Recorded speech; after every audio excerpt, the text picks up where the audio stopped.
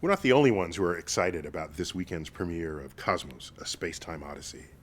We've got some friends in high places, astronauts in the International Space Station, who want to demonstrate for all of us that when you're doing science, you have to do experiments.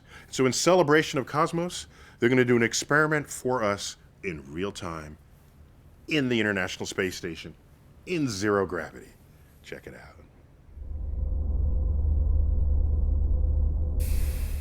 Greetings from the International Space Station, where we're currently 260 miles above the Earth in a weightless environment.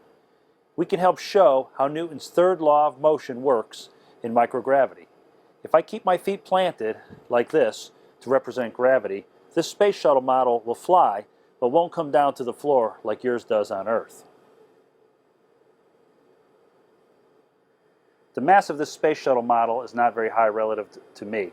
So to get a clearer demonstration of Newton's third law in microgravity environment, we need to increase the mass of the shuttle model. I'm going to ask for the help of the space station's commander, JAXA astronaut Koichi Wakata. Commander? So we'll increase the mass of the space shuttle model by adding Commander Wakata to it. Now we'll do the same experiment with his mass.